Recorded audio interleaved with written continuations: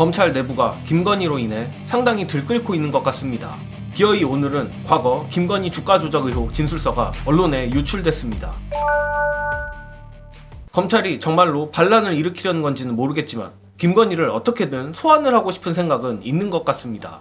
4일 한겨레 취재 결과 김건희는 2021년 12월 도이치모터스 주가 조작 의혹을 수사하는 서울중앙지검에 자신의 일방적인 해명을 담은 3쪽의 진술서를 제출했다고 하는데, 문제는 해당 진술서에는 재판부가 공소시효가 지났다고 판단한 1차 작전 시기 내용이 대부분이라는 겁니다. 따라서 공소시효가 살아있는 2차 작전 시기 주가 조작 여부 확인을 위해서라도 소환조사가 불가피하다고 합니다. 일단 김건희가 서울중앙지검에 진술서를 냈었다는 것 자체는 새로운 뉴스가 아니지만 그 진술서에 담긴 내용이 공개된 것은 이번 보도가 처음인데 이 부분이 상당히 묘합니다.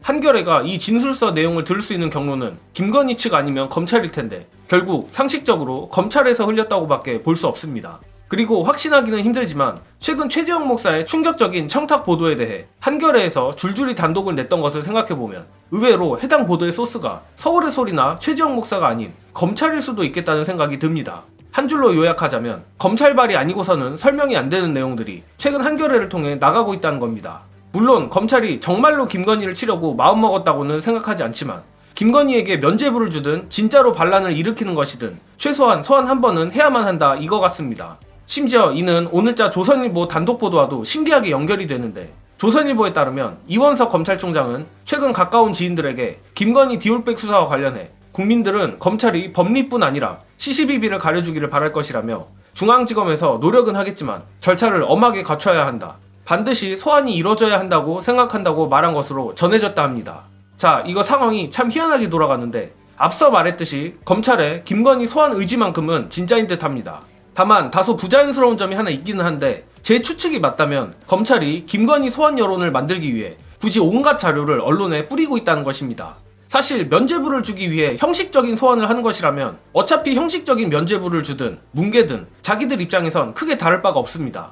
김건희나 용산 측이 서울중앙지검장을 즉시에 갈아버릴 정도로 완강하게 거부하는데 굳이 본인들이 나서서 면죄부를 주기 위해 이런 언론 플레이를 한다? 잘 이해가 가지 않는 부분입니다. 물론 그렇다고 검찰의 반기라고 보기는 어려운 부분이라 절충을 해보자면 이원석 검찰총장의 마지막 면피용 발악이 아닌가 어설픈 추측을 해봅니다.